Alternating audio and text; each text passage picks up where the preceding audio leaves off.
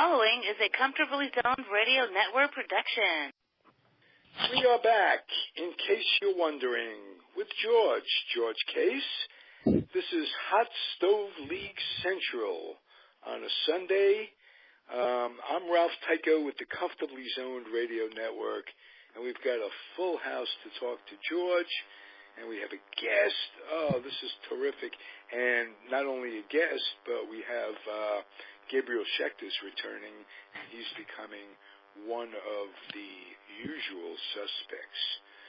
So here we go, George. Introduce our guest, George Case III, son of a Major League Baseball player himself. Well, thank you, Ralph. I'm really happy to have Larry Gowell on with us today. And Larry is a former New York Yankees pitcher and has an interesting life outside of baseball. And a couple of our guests, Gabe has been on with us before, a very, very knowledgeable baseball man. Ronnie Rabinovitz up in Minneapolis. Ronnie has a great baseball interest in Jackie Robinson, Major League Baseball, and also singing. And we're going to talk to Larry about that. David Hubler on with us, author of Gnats and the Grays. I've worked with David several times on his new book. And we're going to really have a very interesting discussion about baseball. And last but not least, I was going to mention you, Alan Blumpkin, who is on with us as a regular. Alan is an encyclopedic knowledge of baseball, and Alan is one that we always enjoy listening to. So we do have a full house, and this is Hot Stove Baseball. And I just wanted to mention, when we say hot stove, Larry will appreciate this. He's up in Maine, where I know exactly where he is because we've talked about it before, and they're being hit with a blizzard right now. And that part of western Maine gets huge amounts of snow. And Larry, you might want to just talk about a little bit about the weather right now, and if you're ever going to see spring up there. I know spring sometimes comes really late in western Maine. Well, I remember those days when I was waiting for high school to start, and playing out there and some pellets of ice coming down. But right now, we got hit real hard with about 10 inches last night, but it's piling up with ice right now. Buckets of ice are coming down because it's very cold way up, and very warm way up, and it's cold on the surface. So we're a mess out here. We had a guy trying to shovel out here. He went out here, it was about 3 minutes, and he went back inside, the guy we hired to do our shoveling. Wow. Anyway, we probably got 2 inches of ice and 10 inches of snow, and it's piling up and coming down hard right at the moment. Very cold, very cold. Well, I know exactly where Larry is because we have a summer place that's about less than an hour from where he lives. Larry has skied in an area that's about 10 minutes from from my summer home. So I know what they're facing up there weather-wise. Now, the skiers love it, but I'm not sure, with the ice accumulating, that's not the greatest thing for skiing. So, Larry, I hope you guys were going to be able to dig out of there. I know it sometimes is very difficult. My cousin who lives up there year-round, one year they had over 100 inches of snow on the ground. So, wow. I know what you're facing up there, and I just wanted to mention one thing about baseball and snow. When I was at Rutgers, we would play University of Maine, and they would come down, the Black Bears. They would come down on what they called their southern trip. Their southern trip was to New Jersey, and I remember my sophomore year, I was talking to a couple of the Maine players, and they said, "Man, we're so glad to see green grass. We haven't seen anything but snow." So, Larry, I'm sure the season up there for you was a very short one. Yeah, we didn't have much time. I hated it when they had a bad year, and then of course I'm a prospect here my sophomore year and my freshman sophomore year in high school, and have a bad year and things don't clear up. We're inside at Bates Cage, hitting balls and playing inside until into April sometimes, May, 1st of May, and then we have to crunch a lot of games in. in a hurry because we might have missed the first 3 or 4. You know, in today's baseball game, the scouts look for guys from the north where it's cold, where they don't get to play much. Why? Because pitchers don't burn out their arms as early because they get less work in high school.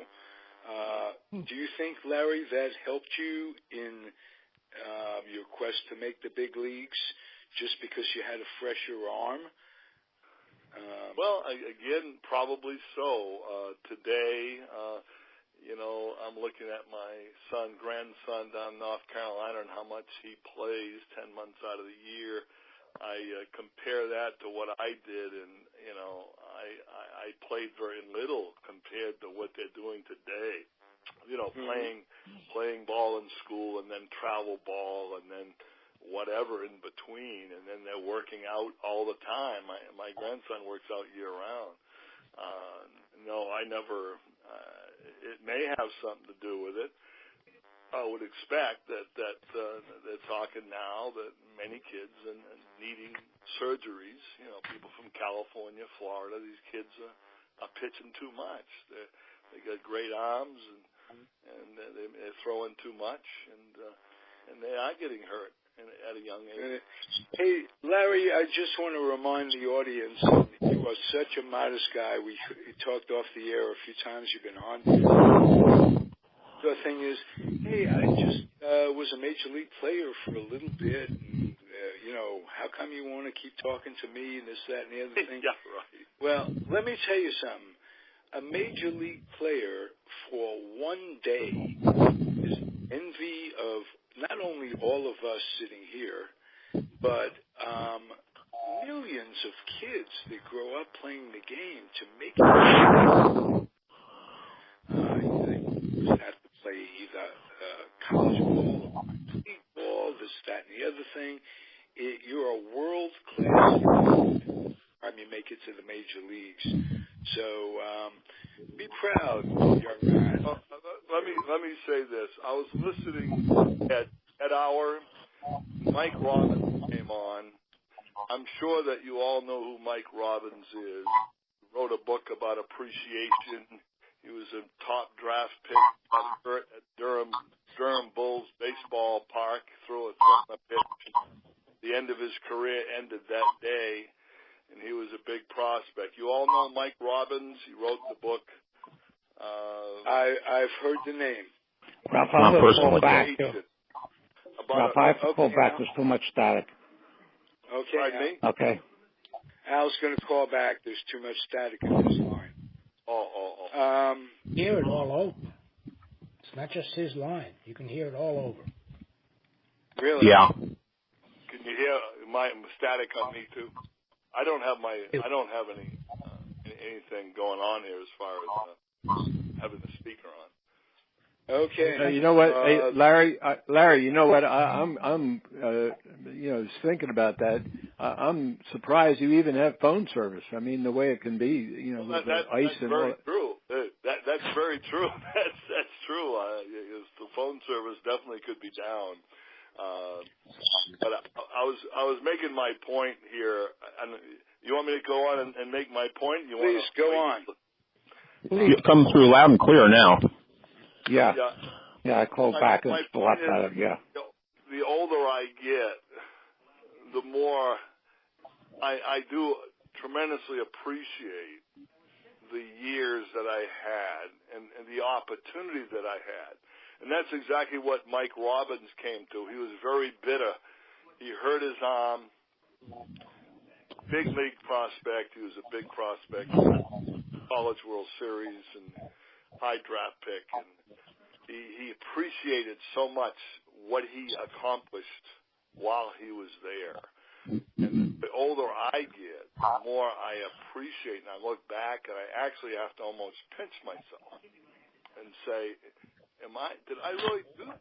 Did I really pitch over 1,000 innings and win those games? And I had the good strikeout walk ratio, and ERA was under 3. Last pitcher to get a hit. That's the thing that I look back and I say, did that really happen? You know, I mean, it's being a part of baseball history, and I almost is like an out-of-body experience.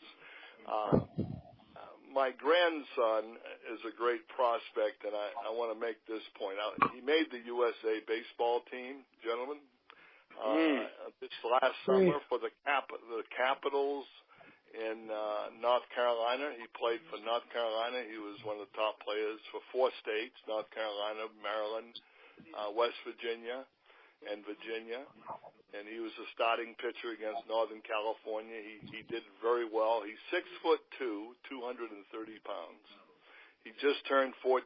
He'll be pitching against high school players this year. My son is the coach for Burlington Schools, a private school in Burlington, North Carolina.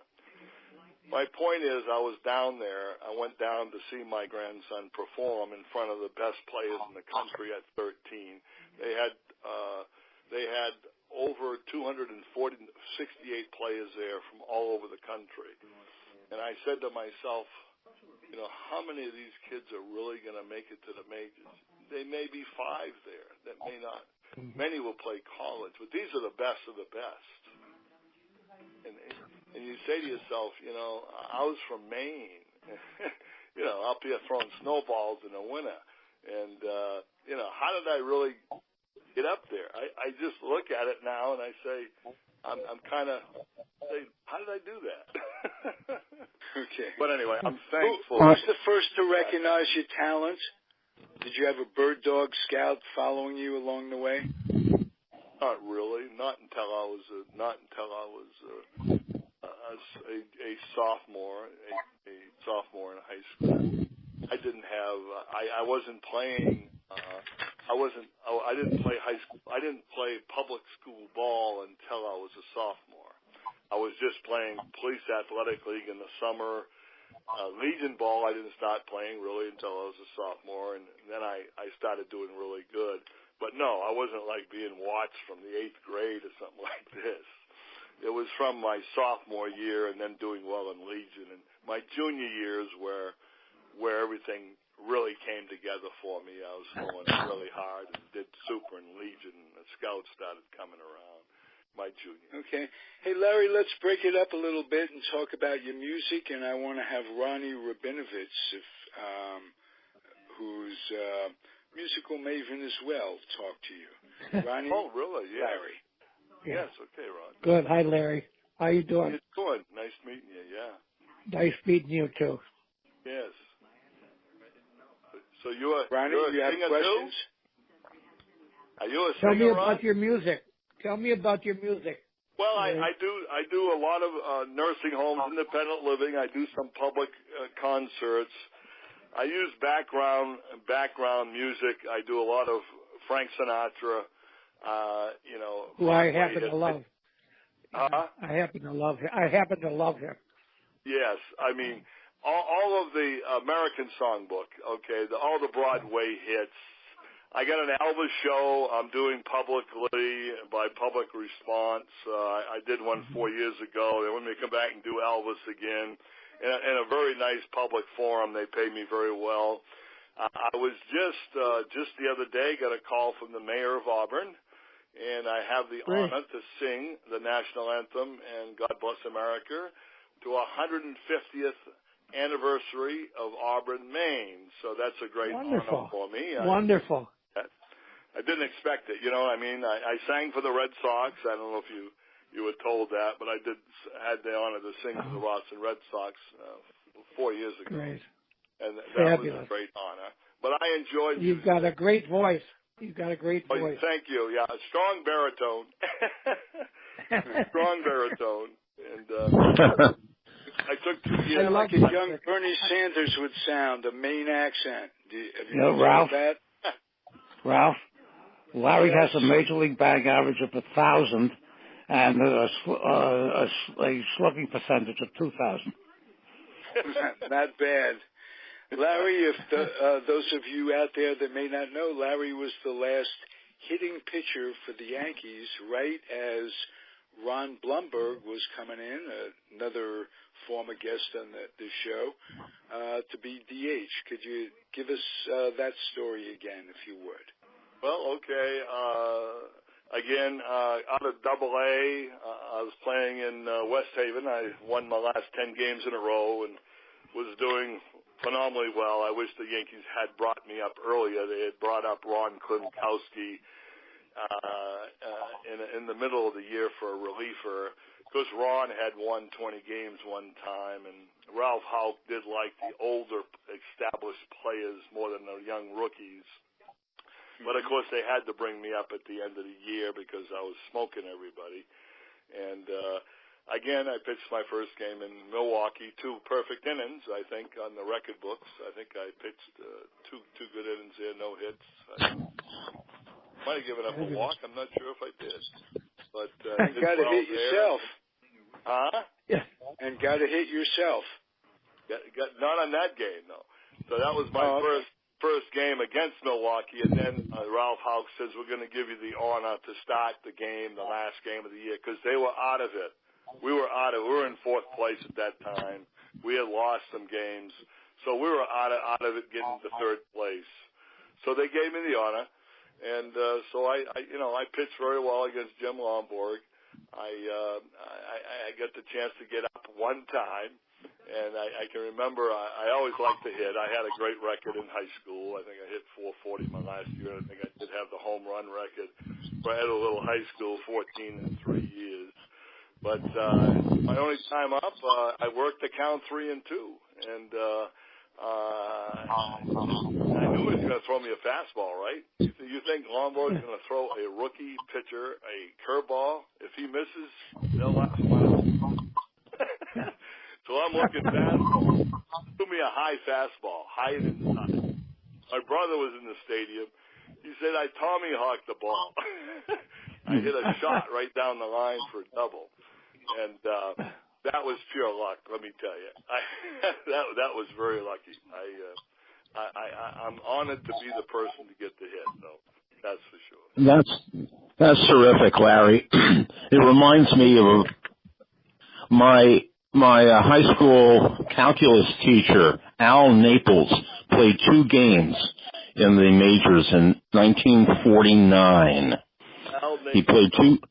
He was a shortstop. He was signed off Sandlots by the Browns, played 2 games at Fenway Park, and that was it. He went 1 for 7, but his one hit was a double off Mel Parnell. Very similar to your experience. One hit, a double off a very good pitcher. Yeah, Larry, I looked at your page on baseballreference.com a few minutes before the program, and I checked your minor league numbers, and you seem to have been a very, very good pitcher in the minors, especially at AAA level. And what happened? Was it because of Houck that you didn't get more of a shot in the majors? I was a Seventh-day Adventist. I did not play Friday night and Saturday, and and of course that was a strike against me. They had talks with me about it. I mean, Lee McPhail told me, he says, it is tough, Larry. He says, you come into Fenway Park, we have a Friday night game, and then we could have a double hitter on Saturday, and you're nowhere to be seen. And so it's tough. It's going to be that much tougher to make it to the big leagues. And sure enough, he was right. I'm not a Seventh-day Adventist today, but but that is the way it was. Wow. I guess if I went back and did it all over again, I don't know if I'd change anything.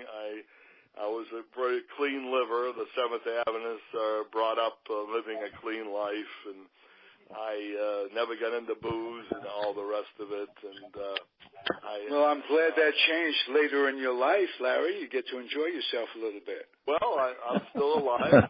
I'm still doing very well at almost 71. Mickey Mantle, I don't know what year he died, but how old was Mickey? He was 63, and he died in 1995. Yeah, 95. And, he was 63 years old. Yeah, he always said because of the Hodgkins that ran in his family, that if he would have known he was going to live that long, he would have taken better care of himself. His father died at 40. Brothers that died from Hodgkins, sons that died from Hodgkins. You know, it was a real tragedy. Wow, it's terrible. It's terrible. You look at Babe Ruth. I mean, you look at how he lived his life. I mean, they said he was drunk half the games he did great at. I don't know if it's true or not. He died from eating too many hot dogs. He died from throat cancer. I don't know if that's true or not, but I saw the documentary on him. He died from throat cancer. He was 53. 53, see. So, yeah. So throat cancer. You look at throat cancer, yeah. Yeah. You look at life different ways, and I say to myself, I mean, I could have gotten into a lot of vices as a lot of people do, and I never did. I could have, even being a Seventh Adventist, but I was brought up pretty strongly against all these vices and staying in good health and taking care of myself, and so today, would I change anything? Probably not. Monty Appel told me, he says, very few minor league pitchers had all the wins that you had and never played in the major leagues. And you know, I should have played in the major leagues a lot longer than I did. But he also said that, yes, the Adventism did hurt you, of course. Jackie Robinson, and Ron will verify for me on this, Jackie Robinson died at 53 because of diabetes, and probably, you know, as a result of the stress he had in the first 2 years of his major league career. Right. That's right. Yes. From the stress, you said? Yeah, stress. The problem, when he came up, he being the first one, and he was under orders by Ricky not to fight back those first couple of years. Yeah, but that's tough to do. You know, that's self-control. Yeah, sure it's tough. Sure it's tough. Yeah. He was getting knocked down consistently until Don Newcomb made the team in 1949 and started throwing at the other team's hitters. Yeah. I never heard of a link between diabetes and stress. Well, and then he also had a heart attack. Jackie did, and between that and the diabetes, when I was last with him in New York, about 6 months before he died, he was blind in one eye and he was going blind in the other eye. He was in pretty rough shape. I was in his last public appearance in Cincinnati during I think it was the second game of the World Series out there. It was about 6 or 7, 8 days before he died. Yeah, it died like a week after that. Yeah. If I'm not mistaken, that was the A's were in the World Series that year, and that was the Joe Rudy catch year. It was in 72. Yeah, funny story about that. I was at that game. A friend of mine got tickets. I flew out there. Had tickets for all 4 games in Cincinnati, and we were up above the left field stands. And if we had not come down, you know, the couple of levels down, we would have missed that. Mm-hmm. Oh, because of the configuration of the ballpark. Yeah, because of the configuration of the riverfront, yeah. Yeah. With all the old ballparks that we miss, we must remember the ones that replace them generally are better from a fan standpoint. What, all the circles ones? The multi-purposes? They were all horrible. You know, like the one in San Francisco. And I don't know if anybody agrees with me there, but they were horrible. Oh yeah, they were called the cookie cutter stadiums. They all looked alike. And you didn't know half the time you didn't even know which one you were in, except from the advertising on the billboards there. The sound is cutting out periodically. I hope you know. Okay, this is the only show on the network where we have a sound problem. Sunday mornings, really early. Let's look into producing it at a different time next week so we can get the advantage of a good sound. But I want to make the connect between George's dad and Larry. George, you want to talk about that a little bit? Yeah, well, I called back. I called back in because the reception here was pretty bad. Oh, right. Yeah. So I hung up and I called back. Yeah. Okay. Larry and George, talk about George Jr. Okay, well, yeah, I did want to mention a couple of things. Larry and my dad, I believe, had met during spring training one year when Larry was with the Yankees and my dad was an instructor down in Fort Lauderdale. But before that, there was a connection. And Larry, you might want to talk a little bit about Oneonta, New York. You were in Oneonta a year before my dad was managing, and I'd been invited back in July of this year. They're doing a 50th reunion of the '69 team that won the New York Penn League championship. So I just wanted to mention, because you knew some of the same people that I know in Oneonta, Sam Nader, who owned the ball club, and Sam was very, very nice to my dad and my mother. They had a home up there during baseball season for years and really loved Oneonta. And I'm sure you had some wonderful experiences up there as well. It's so close to Cooperstown. I'm sure you had a few visits up to there. Yeah, it was nice to go up to Cooperstown the first time, of course, as a youngster coming out of high school. It's the first thing I did. I've been in touch with Sam. He's still alive.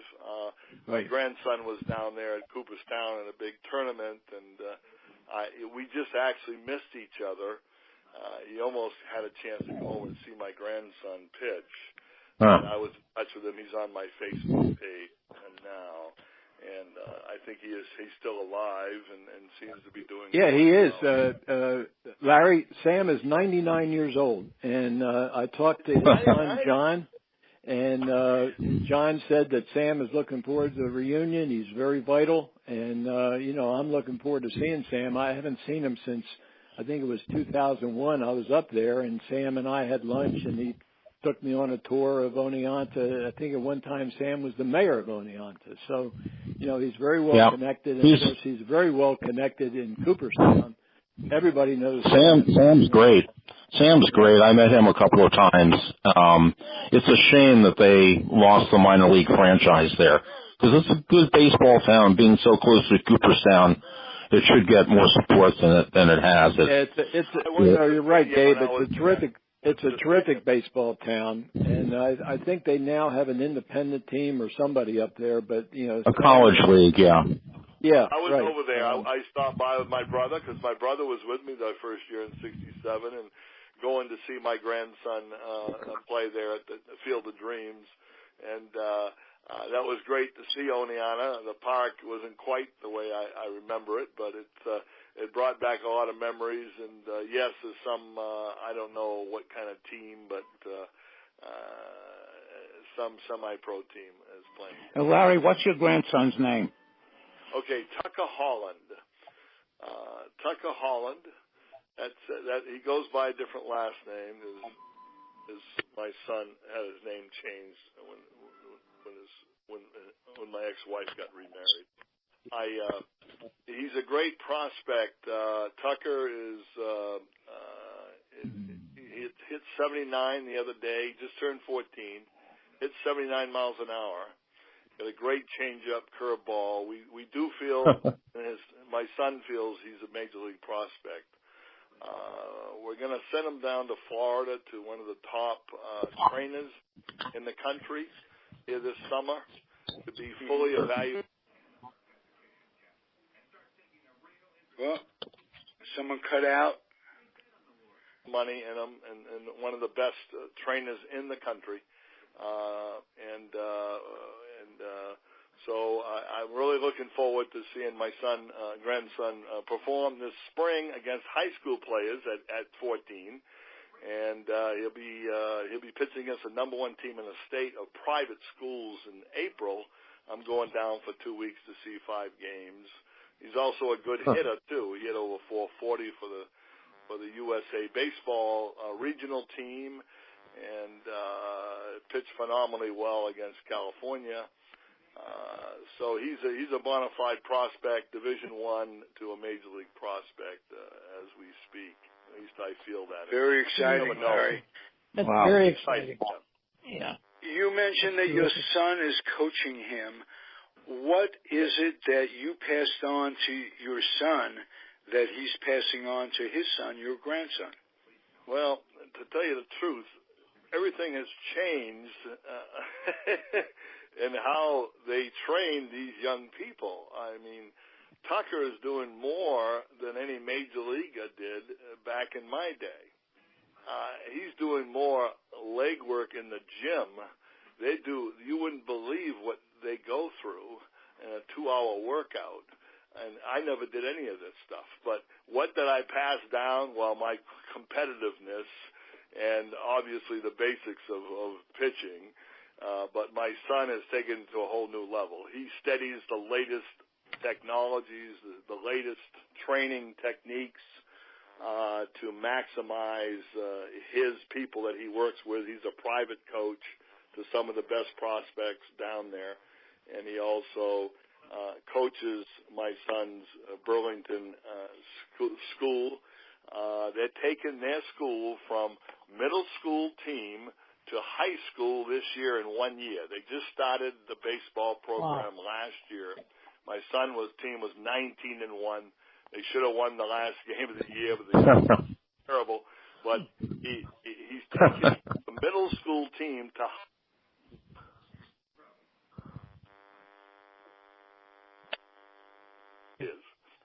we have 2 superstars on the team. Another kid throwing 83.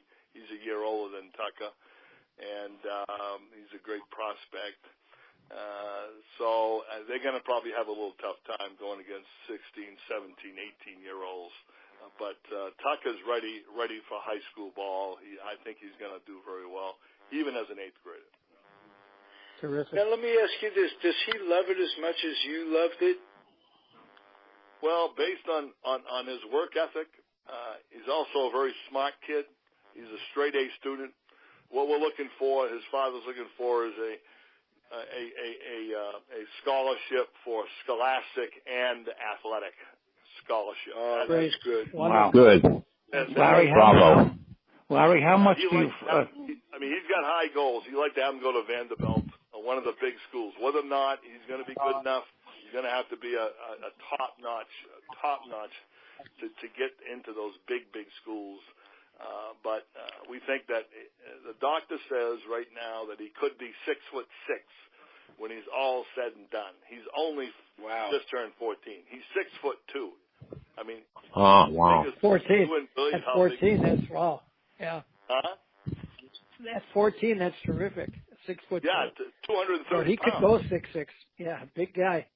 Yeah, the doctor said he's got enough space in his what is it? And I don't know what they look at there in the hip area or whatever. He's got enough space there. He thinks he might get the 6'6". Wonderful. And he's hit a ball 380 feet. Wow. He's hit a ball 380 feet.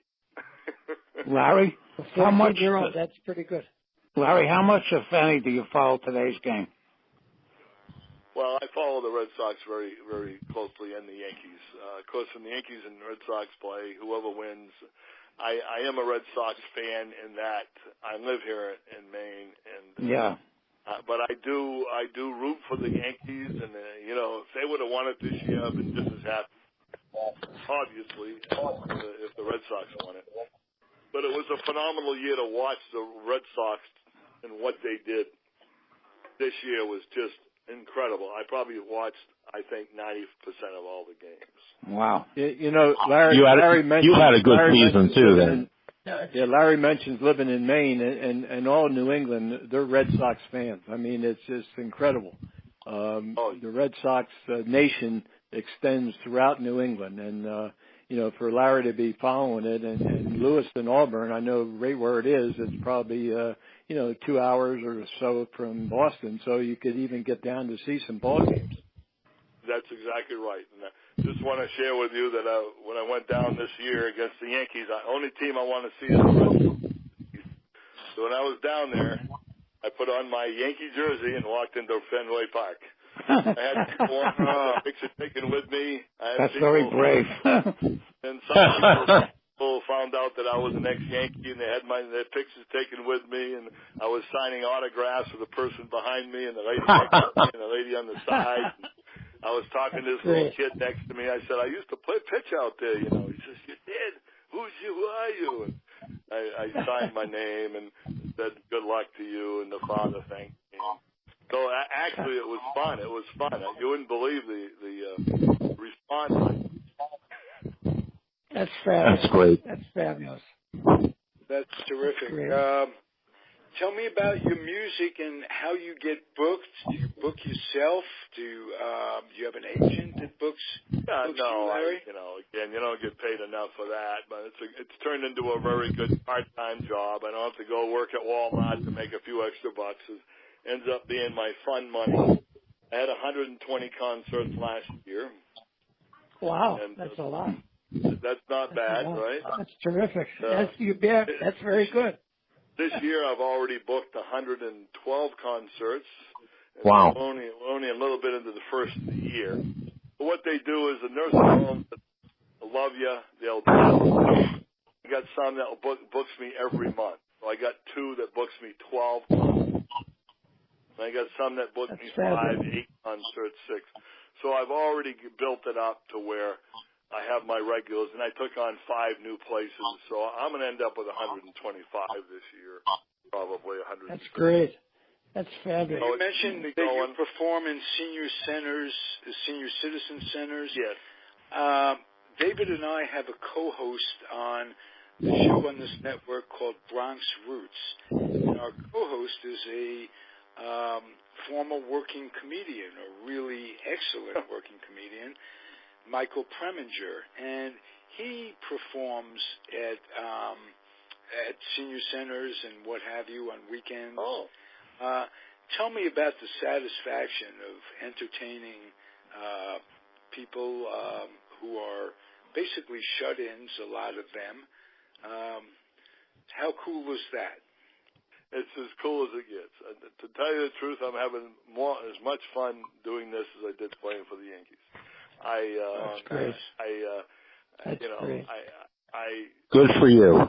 My concert yesterday, I was at the Veterans Home in South Paris, Maine, singing to the veterans, and I did Echoes of Sinatra. I did all of Sinatra's biggest hits: New York, New York, That's Life, Got You Under My Skin, all the great hits. And my favorite did anybody on a meat hook or anything in New Jersey? Do you have to do that to play Sinatra? What's that again? Probably not. I'm sorry. I missed the first part. I was just kidding about Sinatra. You never had anybody put on a meat hook or anything, did you? No. Okay. He's my favorite. My favorite. I just want to make sure you maintain a little of your old self. Yes. Now that we have Larry on the phone, Larry, I wanted to ask you, talking about baseball and music, do you also sing Sinatra's There Used to Be a Ballpark? No, I don't. They have I love that. I love that song. I always have. It used to be because they did that originally for Ebbets Field. I think they wound up doing it for almost every old ballpark. Yeah. Of the classic ballparks. Yeah, well, I think find a background. The song you're referring to was originally written about Forbes Field in Pittsburgh. Now, Forbes Field lasted longer than that. Closed in 1970. I was 13 years after Ebbets Field. Oh no, I realize that, but I'm talking about the song itself was written. No, I don't know. I have to. That's easily. You can always look that up on Google, I guess. Yeah, I had no idea he sang a baseball song. Yeah. Yeah. I have a friend who was a close friend of mine who, in fact, I spoke to him about 40 minutes earlier today. The authority on Sinatra. He has every album all the way back to the days of Capitol Records. Oh, yeah. Wow. Every single one of them he has. Wow. Hey, listen, he's great. He is great. Yeah. Great. I love listening to him. I love singing his music. Me too. They say somewhere there's it does bring you a lot of joy. I'm just saying. The lost recording you of believe how people sing "I Love Mickey." Mickey who? He was going to cover Teresa Brew's hit. For some reason, his handlers thought it was not Frank Sinatra-ish.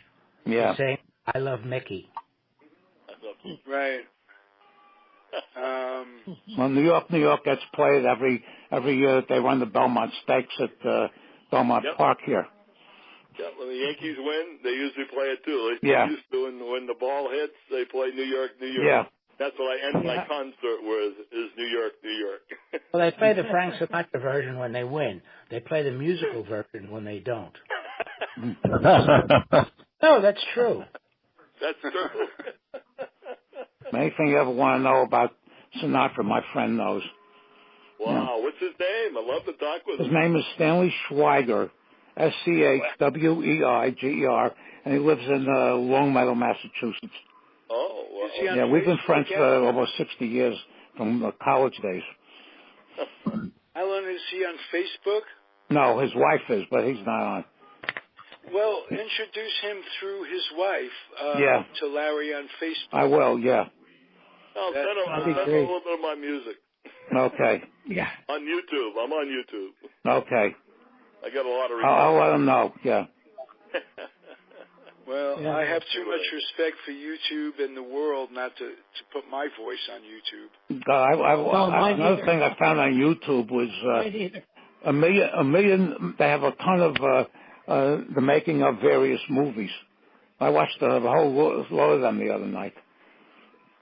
Oh, they have a lot of that with the cast members. I watched one of The Godfather the other night that they had it at the Tribeca Film Festival in 2017. They had basically all the major participants in The Godfather, including Francis Ford Coppola, who directed it, and it was fascinating.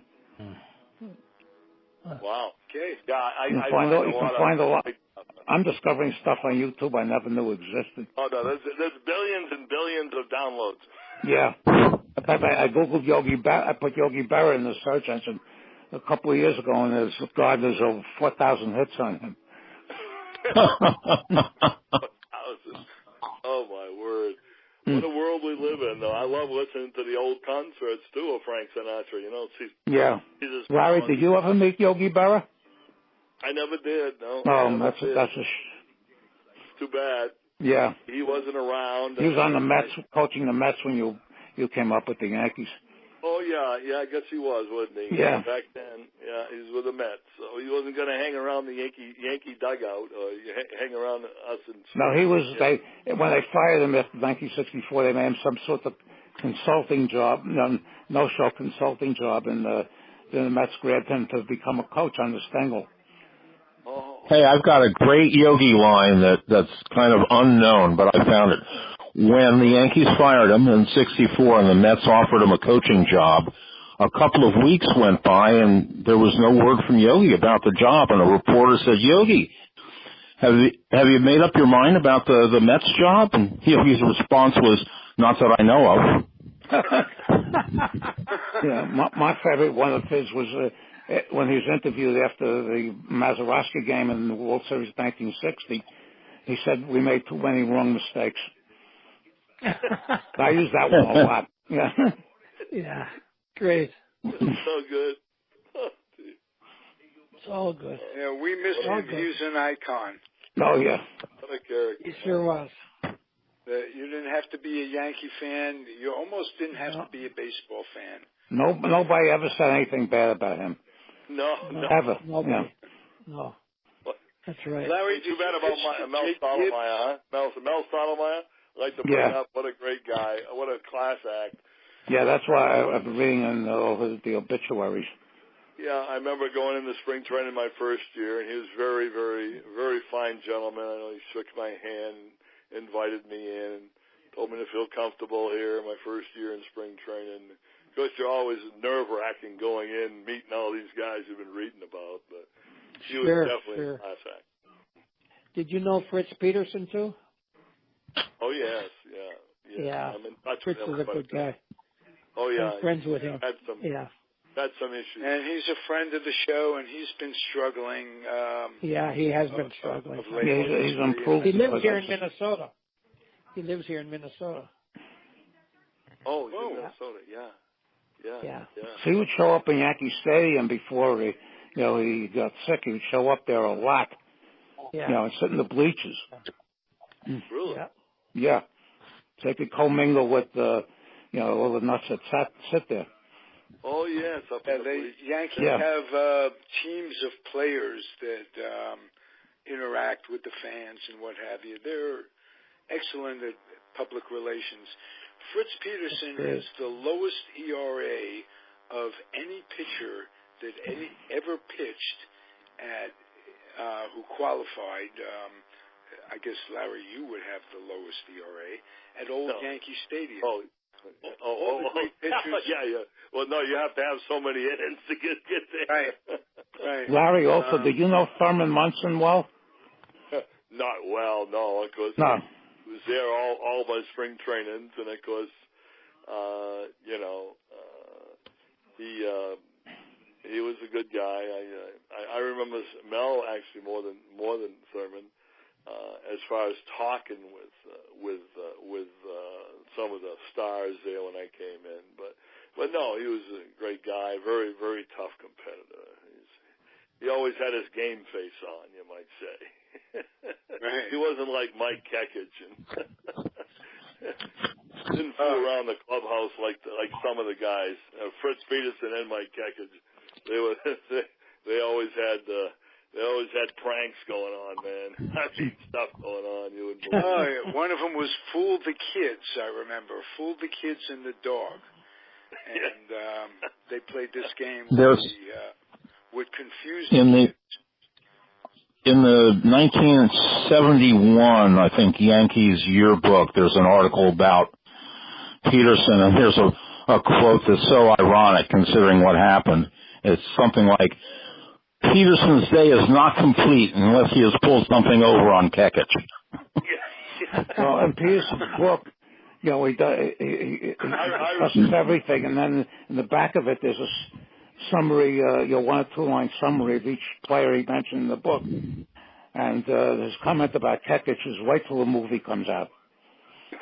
I do remember one incident where Kekich was in the whirlpool, the whirlpool bath, and Peterson threw a whole bunch of soap and suds come way up the hell over his head. It was all poured all over the floor, suds all over the place. I can remember that. Kekich come out, he had suds everywhere. He's walking around the clubhouse, dude, with suds all over him. Funny. That is funny. Yeah. Been any fun. of the coaches make a big impression on you coming up, or once you made the big leagues? Who was the pitching coach? Was it Jim Turner still?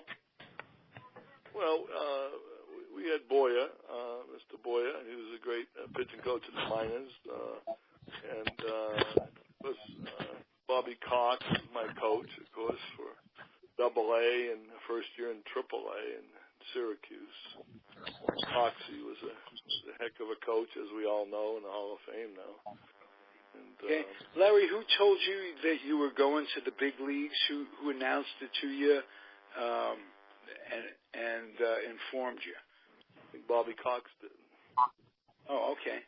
I think it was Bobby Cox. I remember being in the office. I think the owner of the West Haven, Connecticut team and Bobby were in the room when they had me come in and gave me the news. Of course, it's always good news when you go into the majors. And they always like to be around the owners and the coach to present good news. We're not getting rid of you. You're going to the big leagues because everybody wants to be around any young person that's trying to get to the big leagues, right? That would be a good thing to be around. And who did you call when you got the news? Who was the first person? My dad. Probably my dad first. Okay. He was a staunch baseball man, and He was my biggest fan, you might say, and he was probably the biggest braggart there ever was. Great. My son made the big leagues. Yeah. It was the greatest thing since sliced bread, you know. And because of my religion, I should have been Nolan Ryan, and you know, you would have had all these games won, and you know. But anyway, you got to take it as it comes. Let me tell you again, big league pitcher, not too bad, Larry.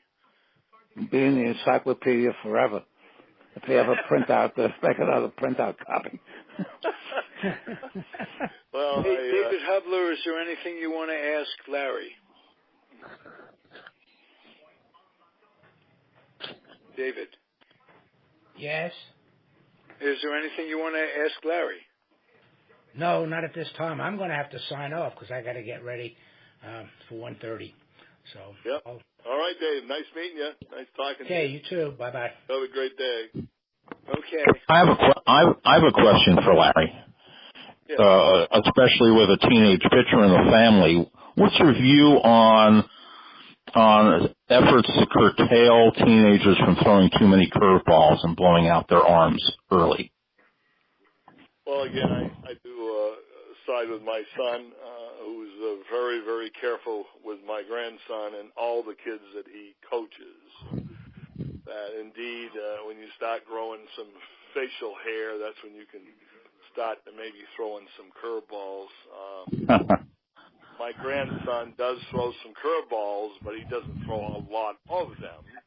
He doesn't throw them as hard as he can throw them. He gets a spin on the ball. The kid tries to get the angle right, you know, downward spin, but he's got a pretty darn good curveball. He doesn't throw it a lot. We're not going to have him. He throws more changeups. He's worked on his changeup, and the changeup ain't going to hurt your arm. But if you throw, I see some of these kids at 12 years old. I see them in these big showcase teams, and they're throwing 10 curveballs out of 14. Why? Because a 13-year-old can't hit a good curveball. Not at 13. You keep throwing these good hitters out, you know, and you can't be throwing curveballs 10 out of 14 pitches. No. You're better off to come up with a great changeup, work on the control, fastball first, the four-seamer, number one, that's the straightest pitch, two-seamer, changeup, curveball. My grandson's got all four. He throws the two-seamer, four-seamer, changeup, curve. And his curveball's coming along real good because he's got the height now, 6'2". And so it's going to be exciting to see him pitch against high school hitters. This will be a real challenge as an eighth grader. That's great. Larry, is he musically talented as well? Oh, well, he doesn't have time for all. He's also a great basketball player, guys. He scored 20. He scored 18 his last game. 6'2", he's probably a good basketball player. Well, he's the biggest kid on the block against eighth graders, and he's King Kong out there. And my son told me that the other coaches said he gives them fits because he's so big and strong, and he's up against guys 5'7". He's 6'2", weighing 230 pounds. We're not talking about a little 5'6", 2" skinny guy. He's a big, full-grown man. And on your Facebook page, do you keep basketball too? Yeah, on your Facebook page, do you keep us informed about his progress? Yes, sounds very fascinating. I will, and there'll be a lot on there when baseball season starts. Their first game's going to be February 28th. And my grandson will be probably starting that first game for the high school team because he's that early. Wow, fabulous! That's great. Yeah, be an eighth grader. I never even thought I'd never school an eighth grader. I'd be anybody, but he's got good control. He's been pitching since he was 5, so he's a great first baseman too. He's turning out to be a really good first baseman. Maybe you have another Babe Ruth there between the pitching and the hitting.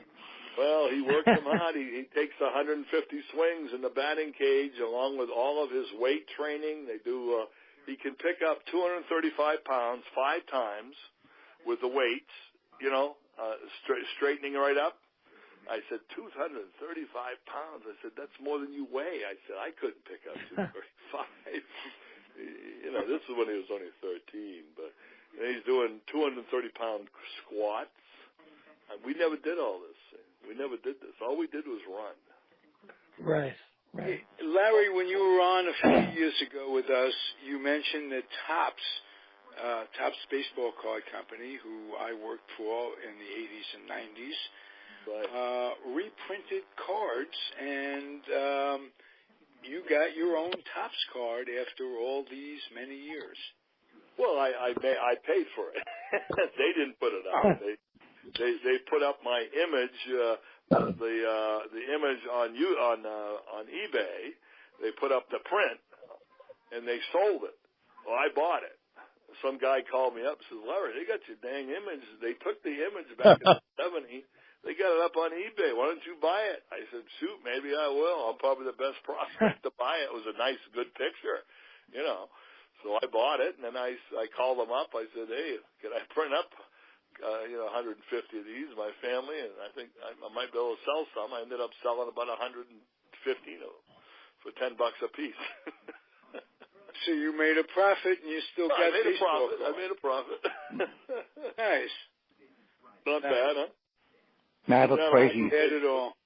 have a crazy card story to tell, but it'll go a couple of minutes if you want to hear it. Oh, sure. Okay. I have a friend out in Ohio, known since college. We talk every day, and he decided he needed 3 cards to complete the original 52 top set. So I told him, he gives me the numbers, I tell him the names of who was on the card. I said, go on eBay and check them. So the first 2 were relatively common. They were high numbers, and they were reasonably priced. The third one he goes for is Tony Barterome, who played 1 year with the Pirates in 1952, and that was the extent of his major league career. So he goes and looks at the Barterome cards. There's like 5 of them available, and they're all very high priced. So he calls me and asks me why. I said, I have no idea why. And then I Googled the Barterome's card, the number in the set there, and it turned out that a relative of his in 2015 advertised to buy up all of them. And he got most of them, of course, which made the availability very scarce.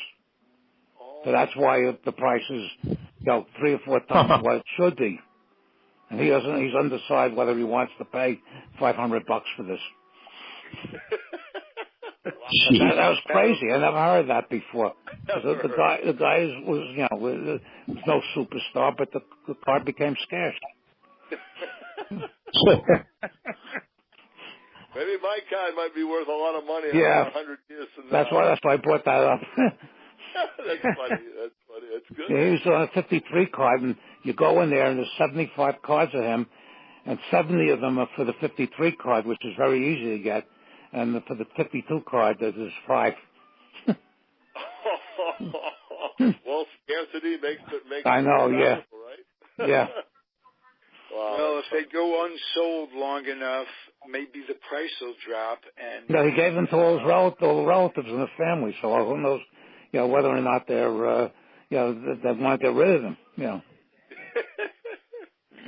That's true. I think I gave my grandson about 25 of my cards. I gave them out to your friends. Maybe someday they'll be worth some money. Hang on to them. I don't know. Yeah. Yeah. Look, we were kids back in the 50s. Nobody realized that any of these cards would be worth anything. And in the 70s is when it became a business. I know. Yeah. Amazing. So our mothers threw all out. Hey guys, what a good show! We're up against it time-wise. I want George to take us out and say a few words in closing. Well, I just want to thank Larry again. It's a pleasure, and always talking baseball and hot stove and and getting into your singing business is wonderful, Larry. And I wish you go to well. one of my concerts this summer. Yeah, I really do. I'm gonna give you a call when we get up to Maine, because I told you we're only less than an hour away. So I'd love to. Okay, I'll talk to my friend and mention this. Well, good, Larry. And thanks again, and good luck with the snowstorm up there. I hope you start to see some bare ground by 1st of May. I'm going to North Carolina for 2.5 weeks, so in April, hopefully when I get back, a lot of it will be gone. There you go. Well, good luck.